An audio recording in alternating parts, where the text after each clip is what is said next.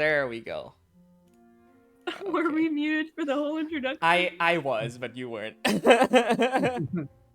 Okay, apologies. Great. There we go. Yeah, my mic seems to have disconnected somewhere along the line, but that's fine.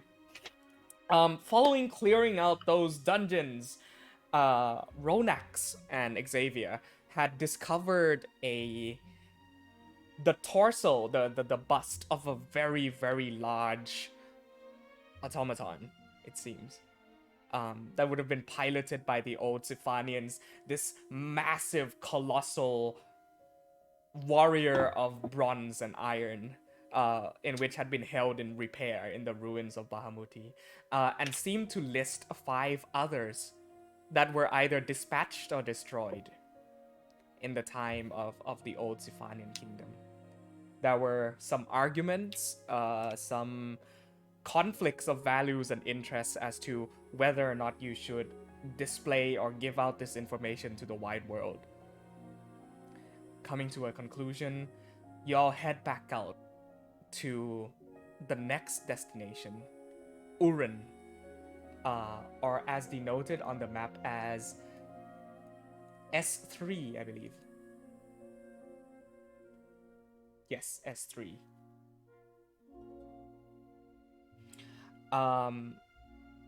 S2, my apologies.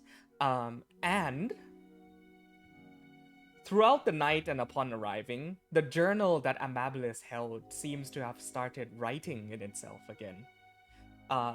Not only denoting the future of her adventures, mentioning some sort of great treasure that laid beneath the tombs of, the ruins of Urin, but also seemed to talk to her in a separate voice, providing guidance. And as you reached the small oasis, whereupon the center lies S2, that is where we pick up today. So, as Raxamar nudges onwards, his large feet trumping down onto the sand, the party upon his back, what are you doing, Naseambar?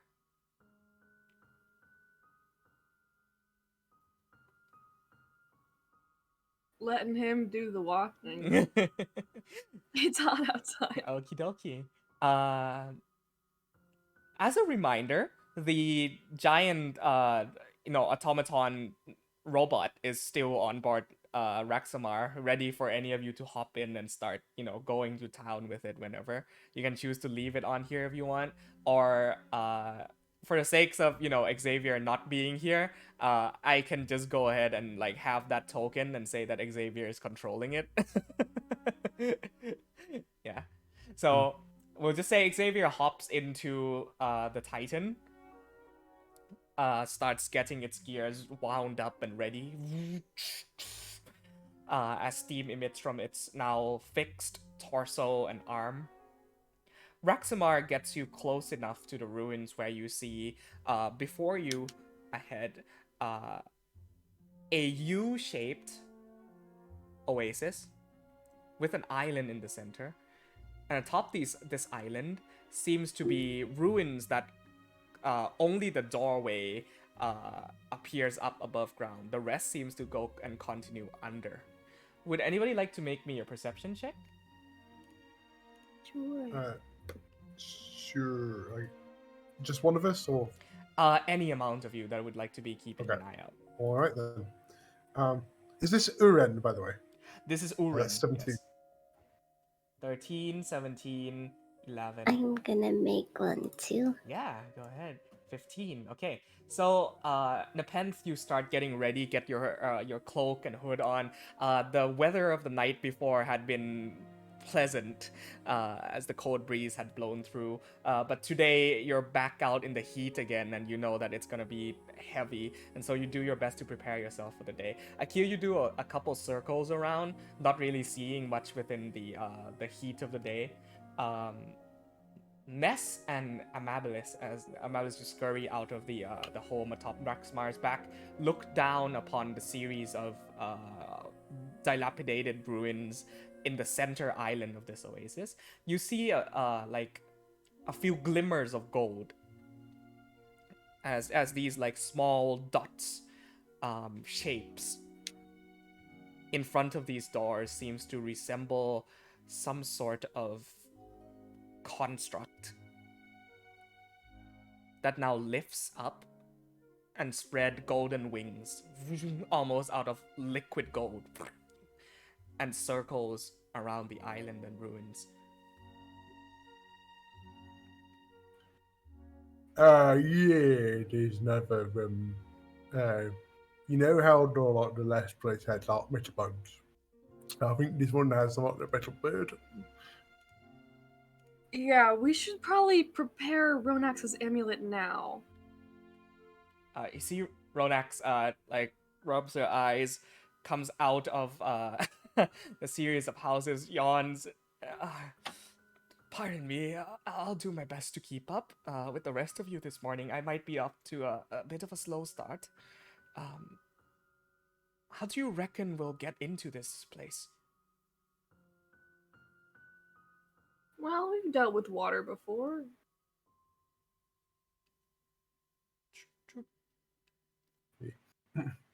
So, how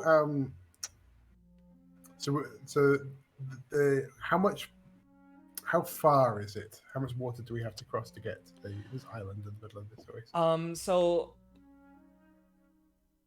there is imagine it this way. It is in the shape of if you're looking at it from an eagle's eye view, the oasis, the waters is in the shape of a U. The river itself is about 60 feet across. And so you could either you don't know how deep or shallow the water is, so you could either cross it directly, or you could go around and enter, the top of the U, where the land extends downwards. Oh, so it's not a proper island. No, yeah, it's more of like a Peninsula. Yeah, peninsula. Yeah, well, I think we just go around. Why don't we just go over it? We That's can left. fly? Well, I mean, like you can. I can. Do we I, still have that flying broom? You do. It is on Ronax. I just remembered that item. Well, I guess I can- I'll say this ahead of time. This session does require a bit of problem solving and puzzle management. Oh no. And oh no. I as much as I want Amir and Roy to be here, I guess we'll work with what we have, though some story elements may have been planned with them in mind. So we'll have to do, I guess I'll have to do my best to fill in on those beats. Yeah, don't worry, I've got this.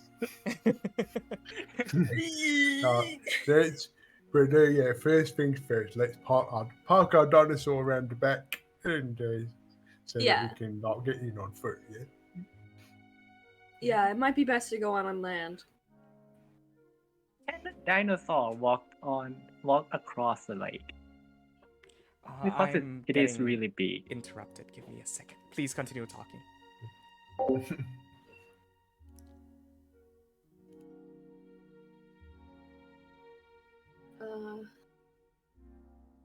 I think Maximar could probably cross the river on his own. It depends on how deep it gets, but he's also a dinosaur, so.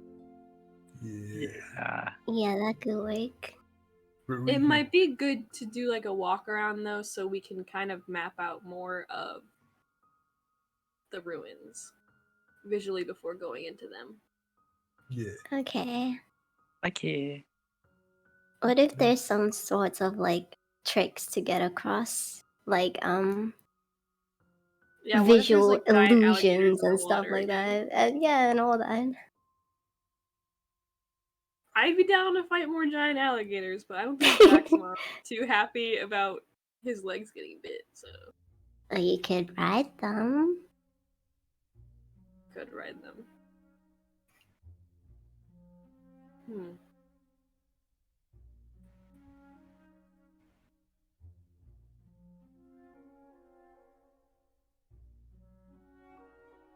I could ride them. Thank you for that idea. Yeah. I haven't seen anyone try to do that, but I don't think that they would like it very much. But if we see anyone, I could ask them, like, if that's a thing that they would be okay with. Anyway, what do you think's in the being protected by the giant gold metal bird?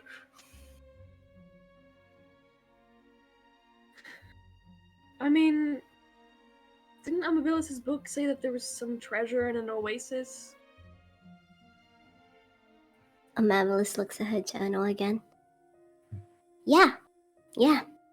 Some Yeah. oasis-y. Yeah, what it is. Does it say what the treasure is?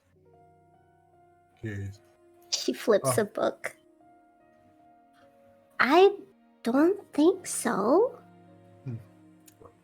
Because the last place had like giant metal people, and so, like, I doesn't know what these people would have thought was like with like knocking up in garden, like.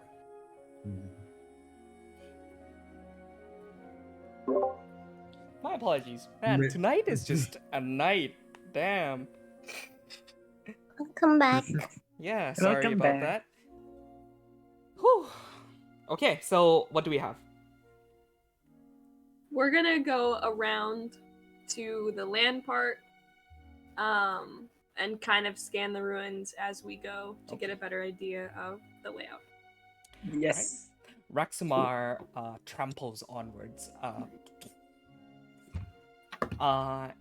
In this instance, as he walks around to the connecting part of the land bridge, coming across to the front now, you see that the sand bridge itself extends about 60 feet down, and at the end of the peninsula itself, a large stone and bronze door lies, which a half sphere kind of digs into the sand from underneath, almost like the entry lies above the ground, while the rest of the ruins are buried under. Okay, so is this the only structure we can see that isn't buried? Yes. Like, including when we walked around. Yes. What the metal bird doing? The metal bird circles around. You recognize that with the size and sound that Raxamar is making, it seems to have noticed you by this point, but are just circling with this loud, like, metallic whir, not dissimilar to the noise that Vorax makes. Upon your approaching, these two metal birds perch themselves on top of two pillars. Oh, there's two. Yes, two. These metal birds perch themselves on top of pillars in front of the door. Which you see now as you approach the door. Creaks and opens up. And loud, very like almost hollow metallic footsteps approach from inside. You see before you the body of a humanoid, a very large 10-foot tall humanoid with horned helmets riding atop an iron bull. You're unsure whether this is a person or a construct, but the likeness of which he was made contrast all of like the gear and clockwork automatons that you saw in the ruins prior. Instead, this looks like if I had to describe from Thor, what are those called? Like the The destroyer. Yeah, the destroyers from Thor, riding on top of an iron bull. It wields a spear as it approaches out in front of the ruins, and with a loud, echoey voice, it beckons.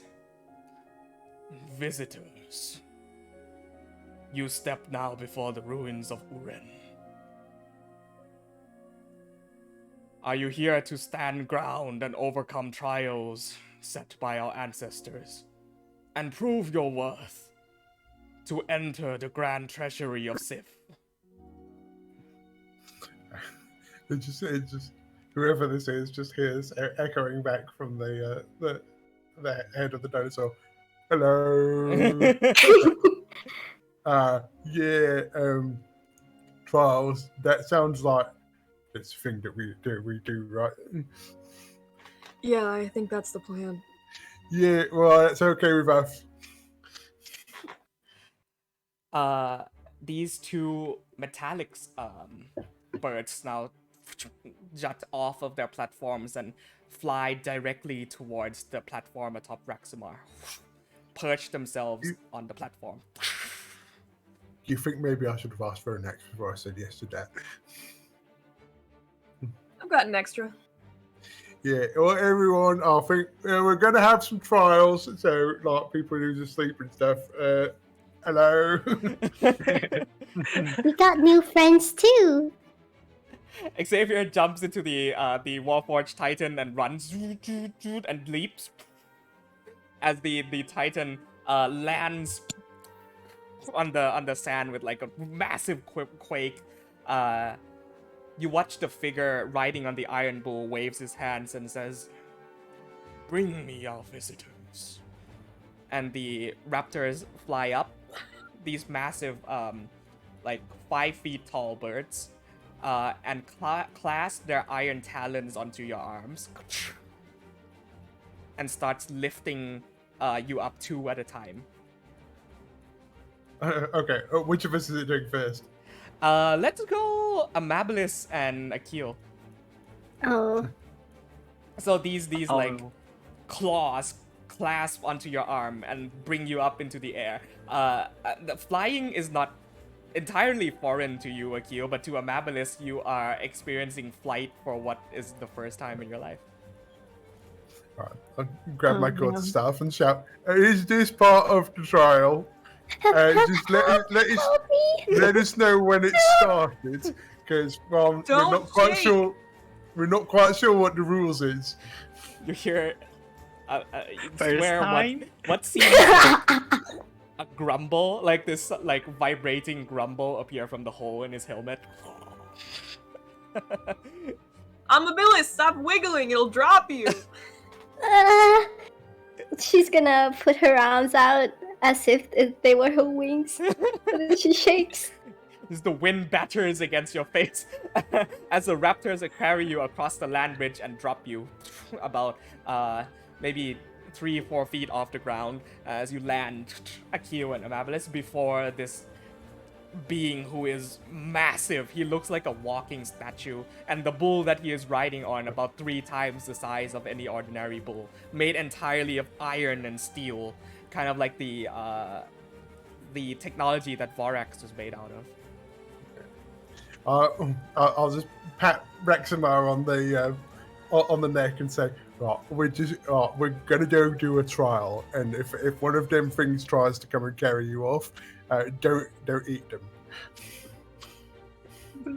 And I'll jump down into the sand. Okay. As you jump down, Rexamar is quite tall. And you're like, "Oh shit, I'm gonna fall!" And then these raptors swoop in, and also, but this time, since it's Ness, it takes both of them to carry you, like one on each arm, and lifts you up. Oh, all right, okay. Oh, I could have walked, but in safety to effort. But okay, all right. Hello.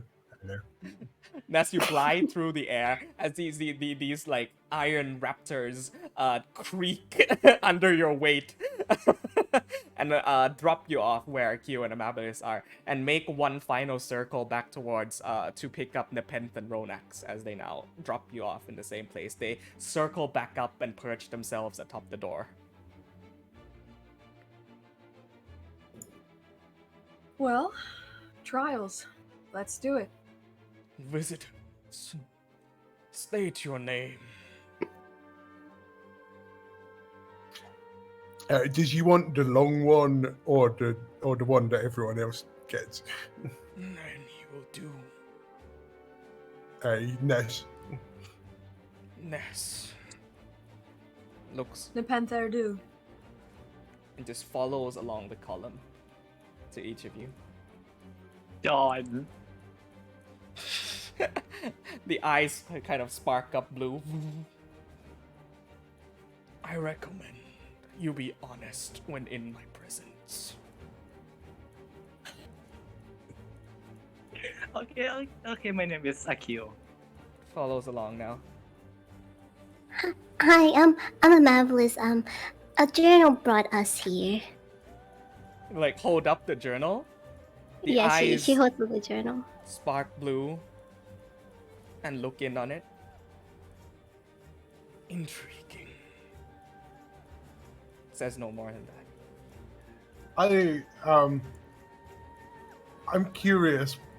So I would have been watching the reaction to that. Is there anything that I can? Oh, Was, man. was that genuine interest? Was there any recognition? What was that? Make an insight check. Yeah.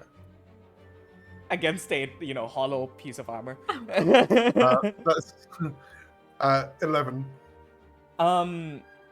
You saw that upon Amabilis holding up the journal, the eye sparks up brighter. Like these like bulbs, glows of blue eyes underneath his helmet, like glows up brighter for a moment. Take that as you will. Xavier like pops out of the automaton that he was piloting, and he goes, Xavier, hello, and Ronax like bows and says, Ronax melodies. Yeah, Xavier's not really metal. He's not that big. See this being snaps his metallic fingers, clink, and from the, how do I describe this? On the doors themselves, these like amazingly hugely tall doors fit for giants, there are golden engravings in the door. And suddenly, and these golden engravings depict some form of ram with wings on both sides of the door, on the left and right. And as he snaps his fingers, these engravings of gold melt down from the door onto the ground and start forming into the very beings that they depicted. These two massive golden rams with wings of gold form before you in front of the door. You stand before Urin, the grand treasury of the kingdom of Sif. Ours were the feet that stood proud in our nation's defense, and the steadfast hands of crafters of life. Only those worthy of the strength and mettle of our creators may proceed into Urin. Visitors, to deem yourselves worthy of entering the treasury, best these beasts that stand guard the front door, and proceed into the treasury of Urin. The bull turns back around, and the being strides back into the slightly open doors before they close. These rams lift up one hoof and bend their heads down, almost in a form of respect and salute, as their wings unfurl. And they start to stride up the air, almost using their wings as if they were walking in midair, and circles around the party. I'm going to show you the map now. These are the gates of Urin. These two rams have appeared before you from the engraving on the doors. And this is the figure that showed you, that introduced you to the place. This being now disappears behind the door. These two gold forged sentinels fly up in the air.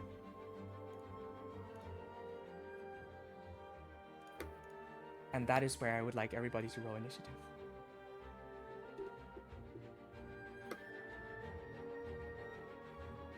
If you would drag your characters down onto the map for me, there you go. I'm sorry the grids do not line up, but we'll have to we'll have to make do. I guess I'll be controlling Xavier on top of the Warforged Titan.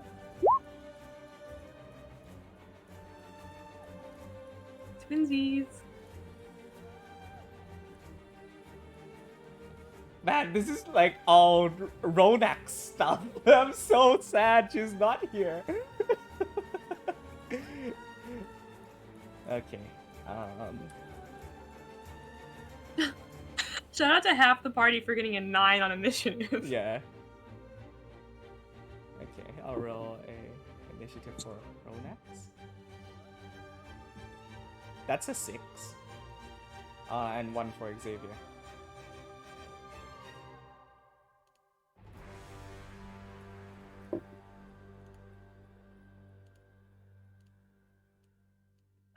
Can I go last? Yes, you can. You can lower your initiative down to last if you want. Yeah.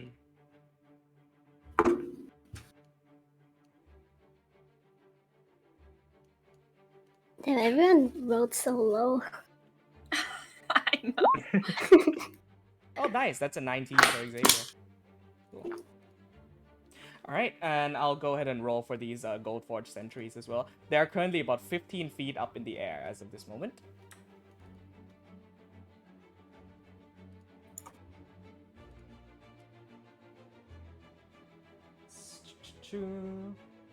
There you are.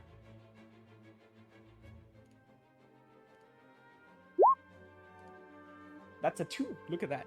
Oh, the natural 1 on initiative. Jeez. Alrighty. Okay. So here I have a new little handy thing that might assist in combat. You'll see that in chat it shows who the current turn is. And so I've made it so that you can click on the EOT button, end of turn button in chat, and it will automatically end your turn and move on to the next person. Yeah. Oh, cool. Ooh. So I now Fancy. I don't need to keep confirming. Is that your turn? Is that the end of your turn? You know, you can do that yourself now. Along with that, you'll see a mild green aura around each of your tokens and along the enemy's tokens as well. Whenever you damage the enemy, the aura becomes slightly redder, Ooh. and so you can now see how damaged the enemies are, or how damaged allies are. So yeah, some fun Very API stuff that Nice, I've this been is playing so with. fancy. Yeah. Fancy. Roy, Amir, please join us. I have a lot of toys for you. Okay, so first up on Xavier's turn, which he should be theoretically in this Warforged Titan, shouldn't he? Just give me 1 second, I can get that up for you.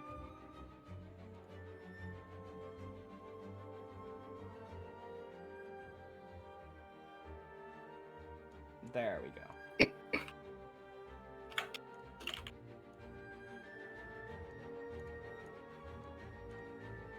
Alrighty, just put him under there. Okay, if you would excuse me, I actually need to get the stat blocks for this thing up. I didn't think I would have to be playing this today, so.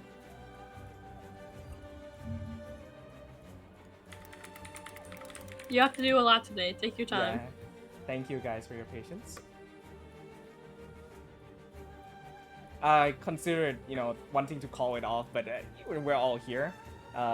Almost all. I don't want to disappoint you guys for showing up, so let's see what we have here today. Alright, on Xavier's turn, turns around to each of you and says, we doing this? We're going in, right? You bet. Let's go! The Warforged Yay. Titan runs up and is going to swing its axe arm down towards this enemy.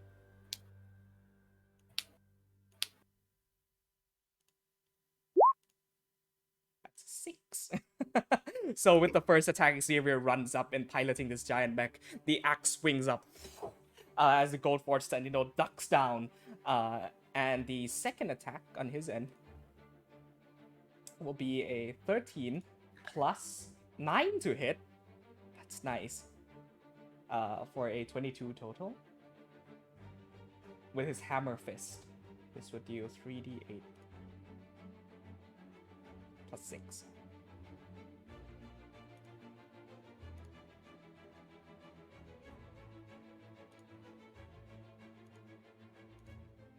Cool. So 26 points of damage total. You watch the hammer arm emits with steam and swings down. Whack!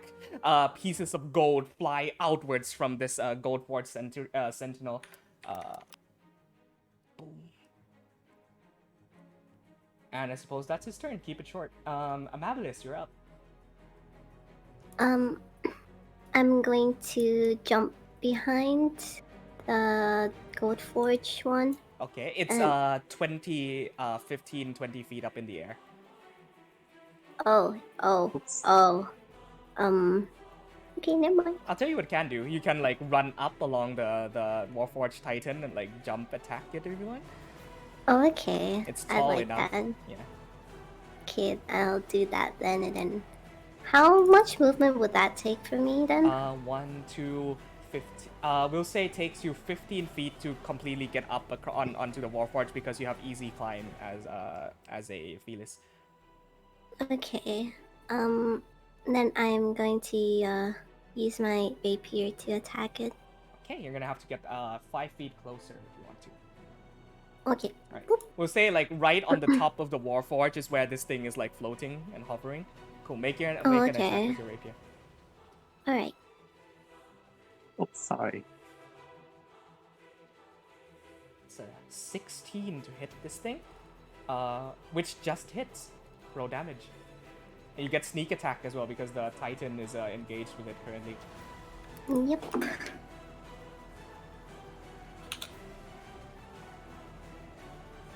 $14. Excuse me.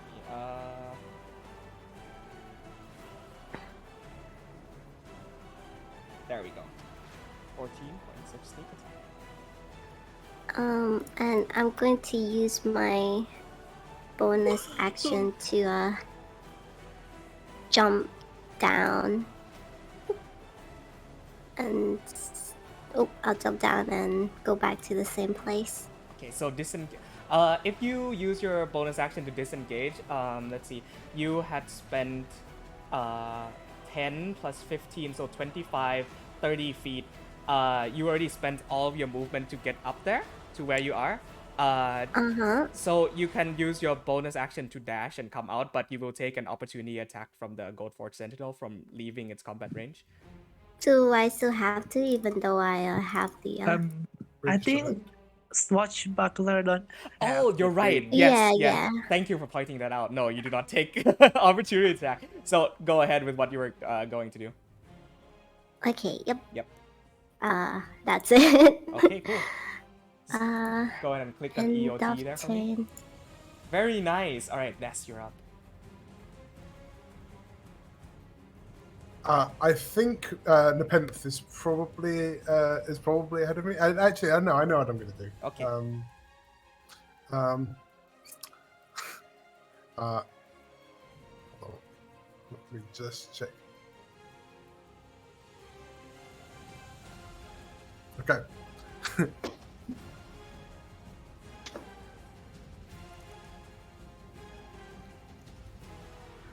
All right. I'm gonna take out the decanter of endless water. Look Okay. up at this big flying ram. And shake it up as hard as I possibly can. I'll be like Ulunde, and it needs to make a strength saving throw. Okay. The DC is 13. That's a 17. That does nothing. So water sprays out from the decanter. Yeah. Oh, that's awesome.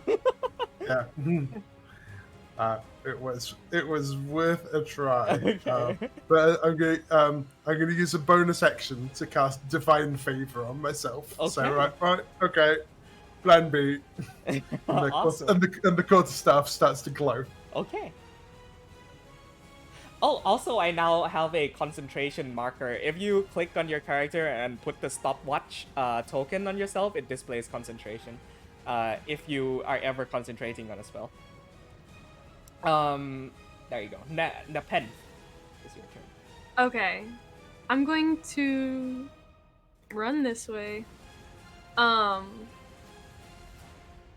gonna get underneath this one that's flying, and then I'm going to teleport up to Okay. above it. To try to land on top of it. Alrighty. Let's call this an athletics or acrobatics, your choice. Athletics. Okay. It will 19 easy. I'll roll athletics for it to see as well if it bucks you off. That's versus your 19. That's an 8. No. Yes. Okay. Then do I still have an attack this turn? Because I'm just trying to stay Yes, on you it, do. not Yes, you do. grapple it. Yes, you do. Cool. Then I'm gonna attack focusing on its wing. Okay. To see if I can ground this thing. I'm going to reckless. Okay. Giant Slayer does work on this thing because it is larger than a usual size ram. About 3 times the size of a usual ram. Interesting. I'm gonna reckless and great weapon master. Okie dokie. That doesn't. 14 misses. That's okay. I'll do it again. Like finding it. Oh my 15 barely misses. You're finding it difficult to like find a good purchase on top of this thing's back as it's like circles around the battlefield, like trying to buck you off. Then I'll just hold on. Okie dokie. By the way, Ratty, I can't see the concentration thing that you were talking about. Oh, okay. It should show, if the API is working correctly, it should show up right as soon as you click on a concentration spell. Oh, okay. Okay. Yeah. I'll see. Oh, hold on. Either that or I No, I forgot don't to think so. configure it in settings. We'll see. I'll If work you're it out. doing it manually, I can see it in the manual one.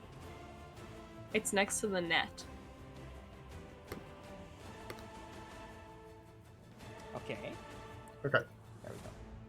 I might have forgotten to input some commands to enable it. But regardless, I'll figure it out before next session. Ronax. Like just looking at these things, I guess she'll pull out sea serpent and take a shot.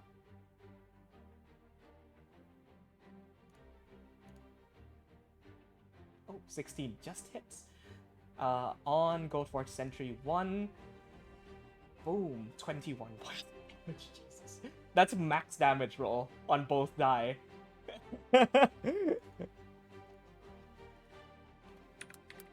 So you watch Ronax takes her guns up. As blood, no, not really blood. This thing doesn't have blood. Gold pieces just break and scatter as thing struggles to stay on its wings. She's going to make one more shot. 15 barely misses. The second shot goes wide, impacting against the stone mountain. Sorry, it's the stone surface next to the door. I guess you move behind the sentry and get some cover. Vorax will run up to there and provide cover. Not really cover. Provide any assistance for when if it ever falls down. Next is its turn. This thing is gonna use one of its fire breath attacks. So a 15-foot cone, which should get the Titan, Ness, and Amabilis. So the three of you make dexterity savings rolls, please. I'll make one for... With +3 from being stood next Yes, to. sir. Did you say it's Dex? Dex save. 20. 16. 16, okay. Give me a moment. The only thing that fails is the Warforged Titan, which rolled a 2.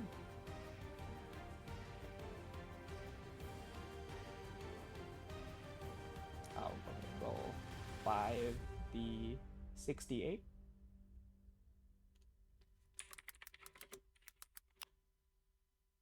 Oh wow, look at that damage.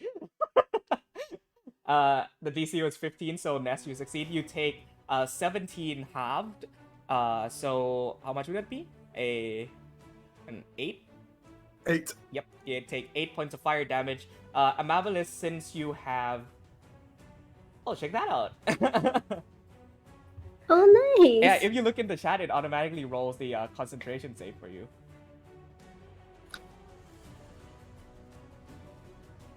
Yeah. Okay. Oh, does it? Oh, I didn't need to roll that. Okay. Yeah, there we go. So it is working. My modifier is wrong though. Okay, I'll get it working correctly next time then. Okie dokie. Can I have my attack with uncanny dodge? You don't take any damage because of Oh, evasion. okay. Yeah. Alright, cool. This thing is going to fly up 20 feet, taking an attack of opportunity from the Warforged Titan, plus 9 to hit. Oh yeah, that hits. Will be hammer hand. 13 points of damage, which stupidly is just enough to kill it. As the hammer hand swings up as this thing attempts to break out of the Warforged Titan's reach, you just watch gold splatter all across the battlefield as this thing liquefies in midair. On this second one's turn,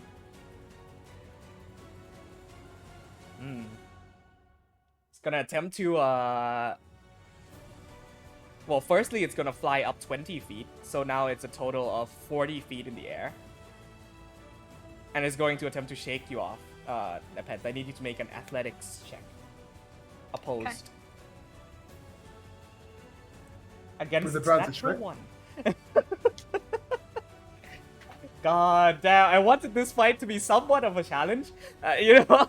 So, this thing almost trips up on its own wings under your weight and just flips over. You are still able to hang on to it by grasping onto both of its curved horns. Is that its action?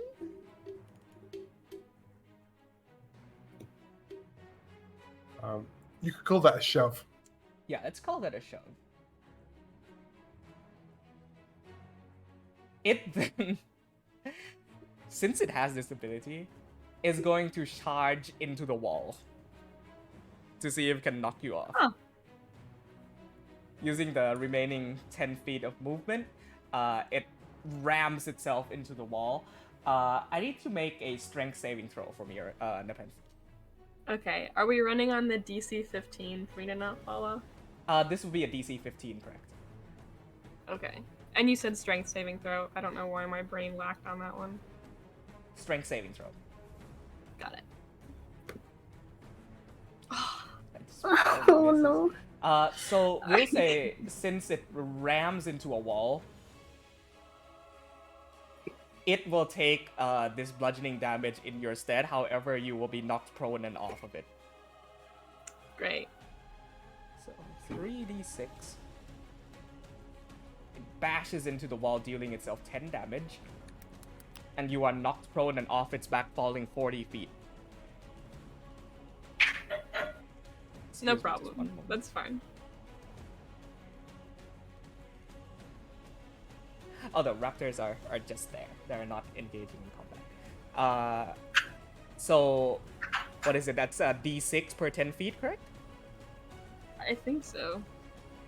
Can I So- try to help her? You're just a little It's too fine. far away. This is really nothing for yeah, me. you take 17 points of damage half. Are you raging? No. No, okay, you just take 17 points of damage for falling.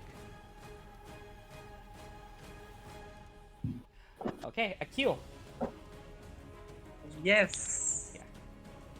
He will fly. I think I have enough distance. I think. Do one dagger. To one arm strike and flurry of blows. Yeah. Okay, roll to hit.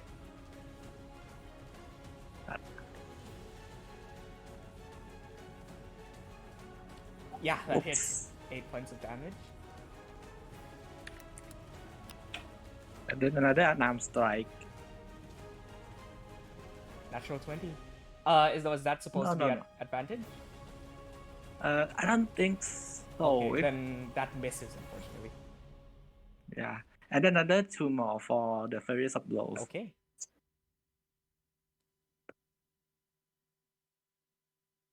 $20 and 14 to 20 hits. Okay. So you fly up to reach this thing's height and just start pummeling away at it. Alrighty, is that your turn? Yes. Oh, And force of habit. You can do enough that turn. yourself now. Yeah. Okay. Xavier pilots. Oops. This thing over to here. Actually, I can just about get to there. I suppose he'll hold his action for when the thing gets in range because he cannot reach it at the moment. And just because it's easier that way. Amabilis, your go.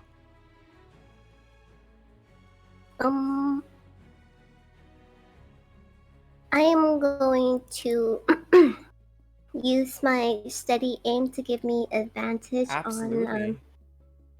my short bow. Mm-hmm.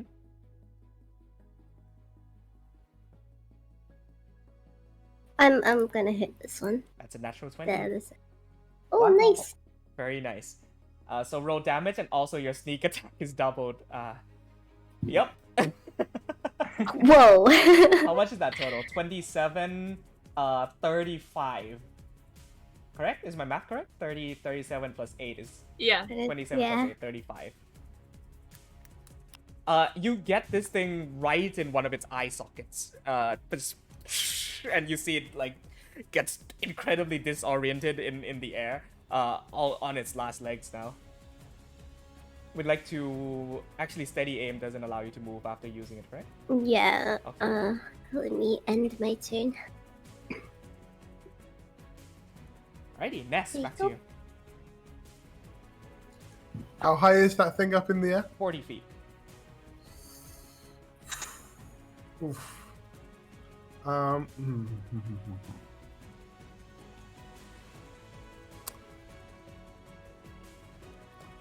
Okay. I'm going to start running, Okay. and then I'm gonna make a jump that gets eclipsed by a swirl of sand, and then I'm gone. And Oh! I'm gonna have to get some more height. Can I get is there any way that I can get is there anywhere that I can climb up 10 feet? You could jump on Borax. All right, that'll do it. Okay, so Misty Step. Okay. All right, I'm gonna try to end up on this thing's back if I can. Okay. Because why not? And then I'm hoping that I have time while I'm up there, whatever happens, for a couple of quarterstaff strikes. Alright. Okay. So you appear and it's are you just trying to hit this thing like on the way up, or are you gonna be on its back?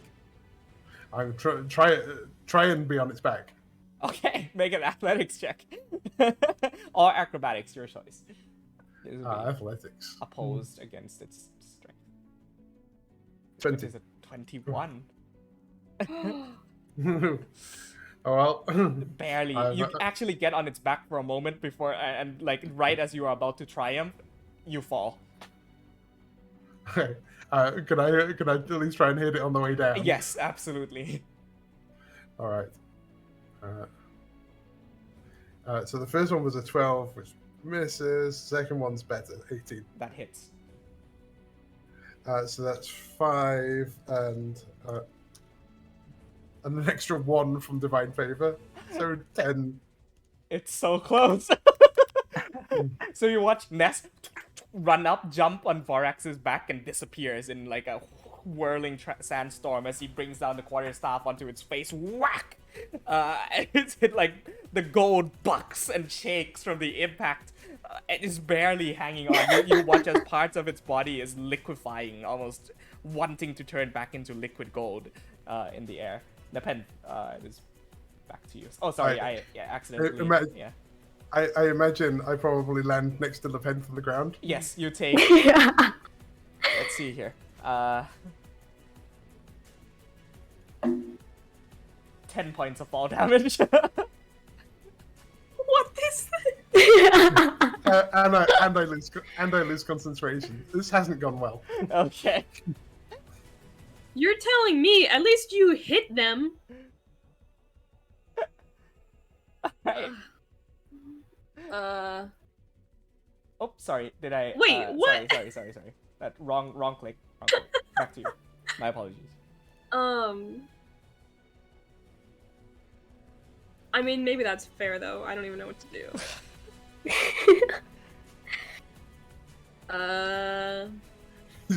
Let's just lying on the ground, going, ow. Yes. Oh god. I'm gonna go ahead and get up, and then I'll just rage and see what happens. Okay. I don't really. Oh wait, what's this one? That's a new one. Is this the one? This one's such a good one. This is the storm one. I can't even use this. It's like that like a magic in you, the ever wild, random magic of the Feywild imbued within you by the Frost Maiden. What happens here as you rage? Nepenthe gets up, kind of shakes off the sand and dirt from herself, raises the weapon again, and just like buries right into that rage, and lightning starts to spark off from the axe. She kind of looks at it and goes, "God, this one's useless." And I guess I'll just hold an attack action if it comes down. Okay. I don't want to use the javelin of lightning on this, Sure. so I'll let Ronex shoot it. All right. Just click on end of turn for me, and let's see if she'll hit it with Sea Serpent. No, she won't. In fact, she rolled a natural 1, which is a misfire. Oh no! Oh god, please don't break Sea Serpent while she's not here. Using her second attack, she's going to attempt to fix it, which succeeds. She watches, she like aims up with Sea Serpent, and as he goes to fire, it just bursts in like blue and red, like fireworks, flies everywhere. She goes, "God, just a second." And she bends down, uses her Tinker's tools to like unjam the gun. That's her turn. That's perfect. Alright. Back on the Sentinel. As sort of like a last-ditch attempt, it's going to use its Fire Breath attack, which will catch Ness, Nepenthe, and Akil. That's a nope. That's a DC 15. Oh no.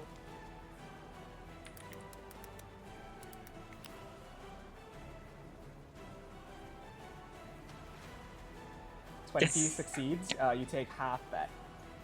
I have evasion. You don't take any. Alright. Is Nepenthe here? She said she'd be right back. Okie dokie. So Ness takes 33 points of fire damage as this from the, like bursting forth from this thing's neck, like almost from the liquefying gold. Its parts of its body heats up red, and unleashes fire upon your prone form. You just feel your back get cooked by this thing from overhead. I just like I see it coming, and then all I can manage to do is roll over so it doesn't get my face. Yeah. Aww, poorness. Akio, let's see if you can finish this thing off. For the first attack, I'm gonna do unarmed strike. Okay. I cannot. Oh my god. Oh my. Okay.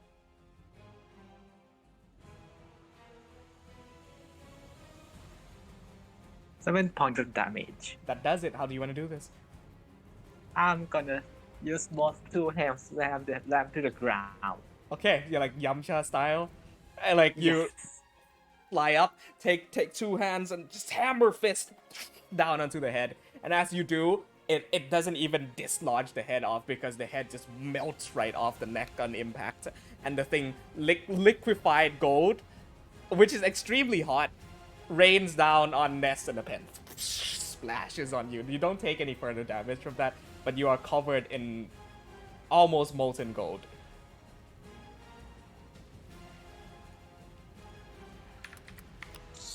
Nepenthe, you're back. I need you to make a dexterity saving throw because it used its fire breath attack on you while before it went out.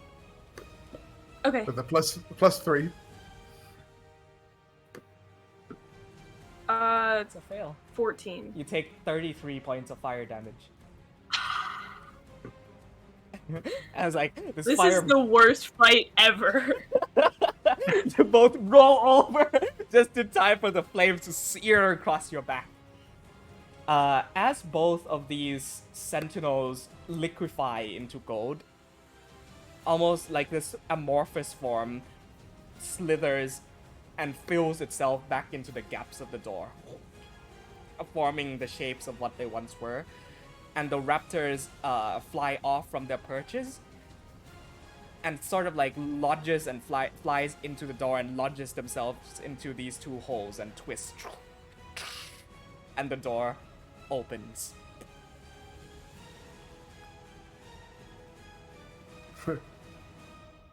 I like, from my prone position on the ground, I look up a little bit. What can I see through the door? Make a perception check. Is end of combat now, by the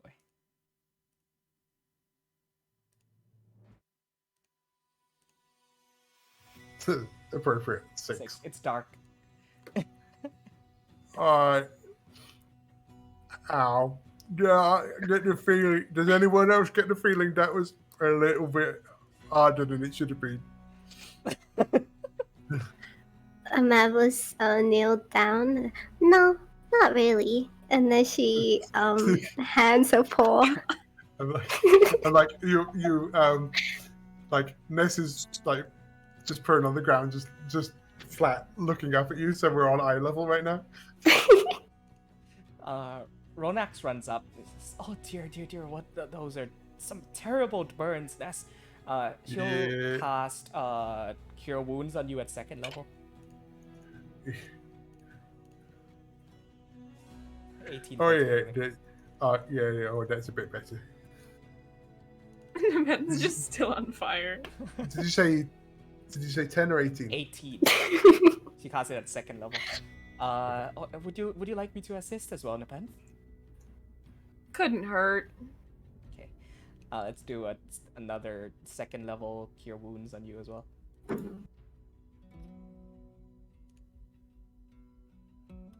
Just a second. I think this is the lowest my health has been in a while. 10 points of healing. Oh! I'm being cheated. Dice are just not in your favor. Wild Night. Yeah. Ow.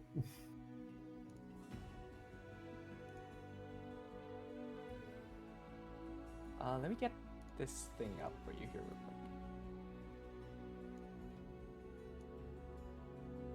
quick. Oh, Amavos is going to say to Nepenthe, nice tan.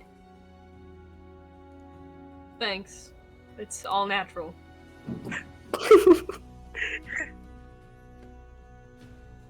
I'm actually gonna drink the health potion Okay. that Ness gave me a while ago.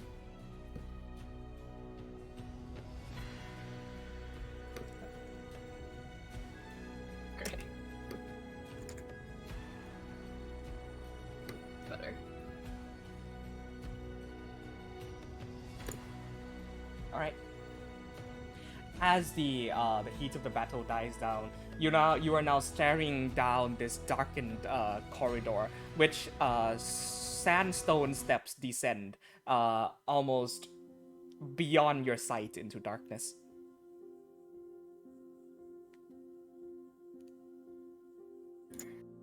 Well, might as well. And I'll take the front. Okay. So let's establish a marching order here. We've got the Penth in front, and who's following?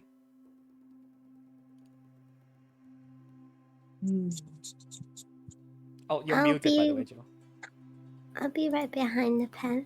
Okie dokie. So I'm as close to the front as I can be. Okay. Although I'm going to need a light. All right. I suppose Ronax and then followed by Xavier. Let's see if either of them have any cantrips that can provide light. Does the Lantern of Revealing work as a regular lantern It as does. well? I think It it does. does. Then we I'm can gonna use that. stay at the back. Okie dokie. I'm an emo boy right now. Emo boy in the back. Be like brooding in the darkness. Okay, so This darkness. that's actually a very interesting point that you bring up the Lantern of Revealing, because as you do lift it up, you see almost writings on the wall that descend downwards as the stairways go down. They are written in Old Draconic. Ronax runs her hands along them, and she just reads out as you go along. Grand Treasury. The last remnants of the kingdom of Sith. And like all these like words of praise to seemingly a king of old continue down this corridor. Like, praise the king. Long live King Sith. May his treasury be ever grand and his knowledge ever flowing. And you continue down these dark stairs for about 10 minutes before you come to an arch that goes into a relatively well-lit room.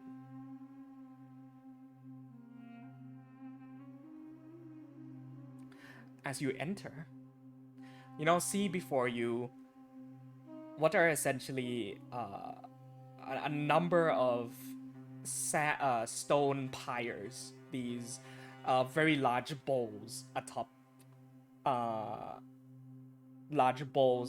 platforms. And hovering above them are these like shifting, almost like the armor isn't constantly in one place at all times, forms of automatons that hover slightly above these pyres. I can actually go ahead and show you an image of them right here.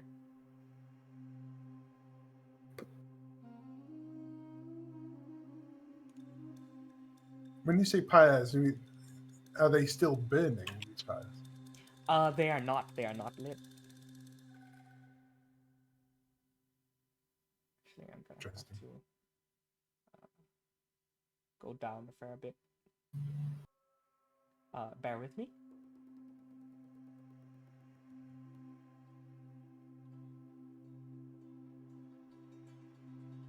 I suppose I'll just go ahead and send this in Discord.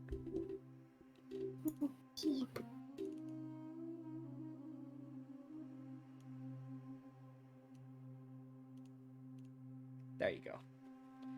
These are the figures that hover above the pyres. Their armor, as you see, are shifting, moving, and the designs of like their shoulders and chest plates seems to almost like an ever-moving puzzle clack into place and move and clack into place again. In the center of the room stands the same being of iron with horned helmets that greeted you at the door. As you approach, he says in the same echoey voice, "Well done, visitors. You have taken the first steps into the treasury of Urin. The second trial concerns the arcane arts. Ours were the people who mastered the arcane. Ours were the intellect that surpassed mere comprehension of the arts and the knowledge of lore. Display that you possess this knowledge in order to proceed. I'll show you what the scene looks like. I like to think that Ness and Nepenthe take a look at each other and then both simultaneously look at Xavier. The dude said arcane arts, and Nepenthe automatically took a step back. So, this is what the scene before you looks like. There are a total of 8 of these automaton type things on top of these sandstone pyres. In their chests are softly glowing cores of different colors. You see yellow, red, green, basically sorry, let me go along, follow the Roy G. Biv formula. Red, orange, yellow, green, indigo, violet, violet and blue, and then one that is black.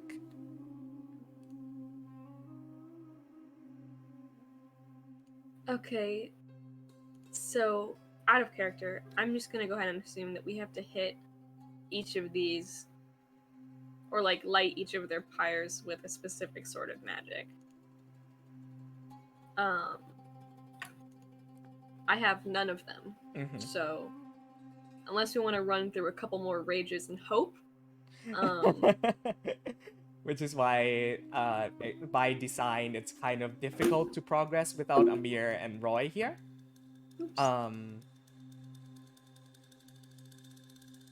Thaumaturgy will work. Let me go ahead and do something here. As the being of iron proceeds back up the stairs on his bull, they almost seem to liquefy and phase through the wall in front of them. This wall right in front here, which is blacked out for you. And as he does, he snaps his fingers once more and says, "Demonstrate." Now, in order, these automatons are going to cast certain spells. First, starting with the red. Someone wanna write these down? The red one throws fire from its hands into the pyre, and the pyre lights up with red flames.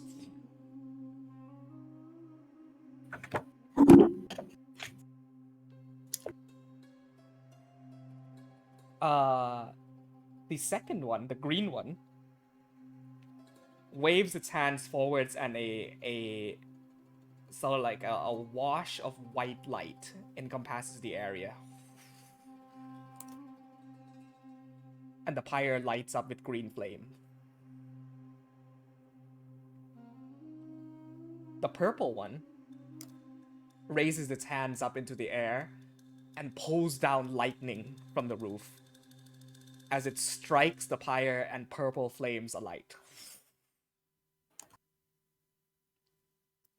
The violet one, or the pink one, as they noted here, waves its hands around as stones form atop these pyres, like a series of rough rocks form up, and these rocks light a flame in violet fire.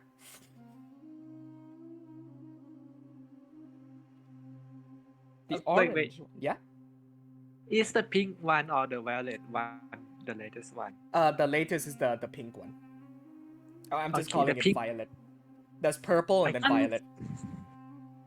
I'm writing them down for it. Okay.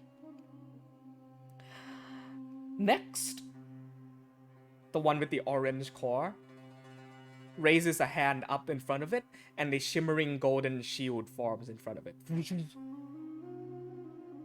And the pyre lights up with orange flame. The blue one closes its eyes and makes hand motions as an eye opens up in front of the pyre, and it lights up in blue flame. Lastly, the one with the black core seems to pull something out of its chest and like a ghastly rot of blackish energy rises up from the floor and onto the pyre, and it lights up with black flame. All of these automatons wipe their hands, and the fire goes out. Did you do yellow? Oh shit! Yes, yellow. Yeah, thank you. The form of yellow shimmers, and another image of itself appears on top of the fire, almost like a clone. And that image goes up in yellow flames. Okay.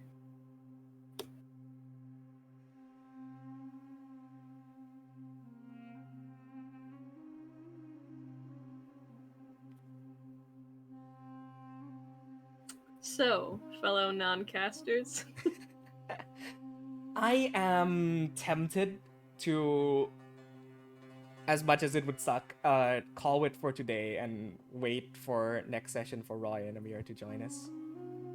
I just think it's the best thing to do. Yeah, Yeah. Because, like, the fight in the front we can do, but just this fine. is very much Yeah. them. Well, it sucks, but that's just the reality of D&D parties sometimes, and I'm just glad that this, a year and a half running campaign, this is the first time that this has to happen. So I apologize, but it seems we'll have to put things on hold until next week when we reconvene and move forward with this puzzle. There were like a lot of things that I was looking forward to tonight, but if it doesn't happen, it doesn't happen. Okay. Yeah. Yeah. I'm curious what kind of magic is accused can say weapon is. Like how monk That key is interesting. Key is not considered magic really. It's just more like innate ability and such.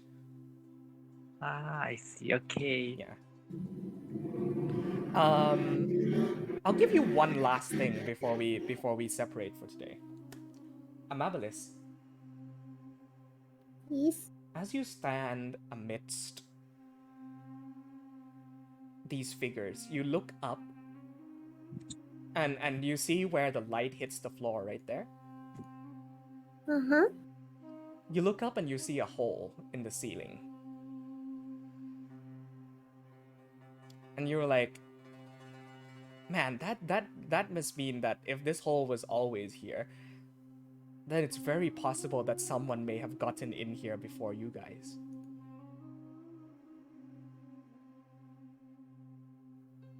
You feel a nudge on your backpack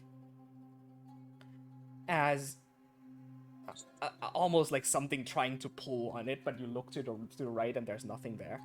And then suddenly your backpack swings open and the journal falls out of it.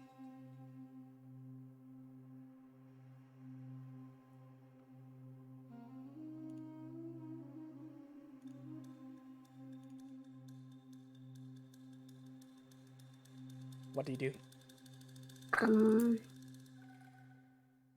Is it like open It or is. is it closed? In fact, the pages seem to be turning on their own as it flips back and forth, passing through the entries of the old gnomish man that had written in there prior, back to the first of Danriere, 312 RE, 100 years ago. And on the page next to it, it begins filling in. Why don't you go ahead and, in 1 second here, check your journal for a new edition. Okay. The 15th of Faurier, 312 RE.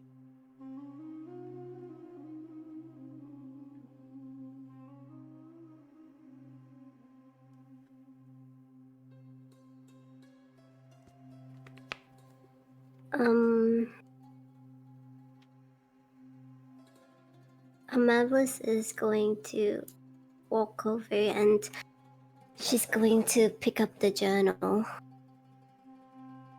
and she's going to read the last page.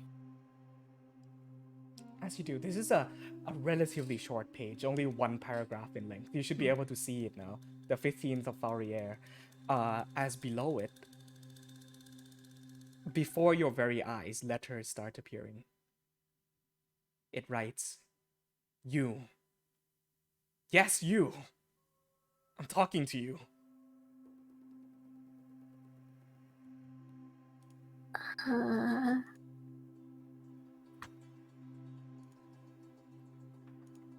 Hello? You can finally. It's been so long. Like it writes this like frantic series of letters down right before your eyes. It says, "Why have we found ourselves back here?" Back where? This place was the last thing I remember. What is your name? And like writes down frantically. At this point, Mablis is really shook. She's going to drop the book and take a step back. You watch Amabilis trembling, drops the old journal onto the floor. She takes a few steps back. Amabilis, what's happening? The journal is talking to me. Okay. I'm gonna venture to open the journal. But I open it with like the end of my axe. I don't want to touch it. As you do, like opens up to a blank page where it begins once again filling itself out. Careful, watch the pages. Alright. The small one, her name. What is her name? Why do you need to know? I must know. Please. Why? So you can suck her soul? No.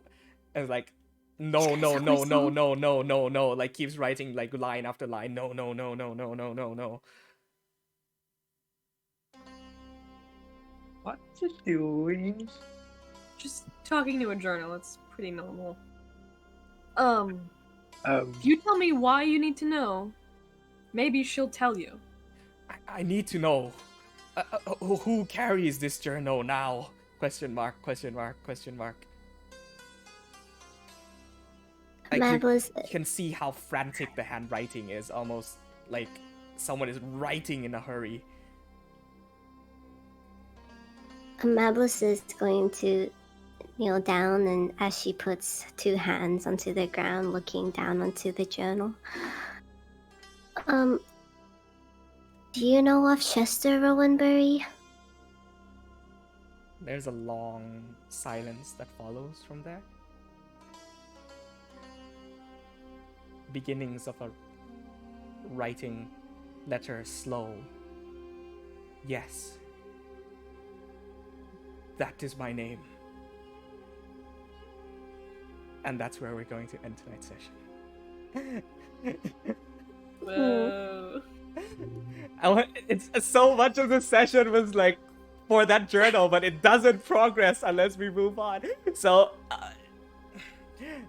you'll have to wait an extra week to see what's going on with it. Oh. Yeah. Sorry guys.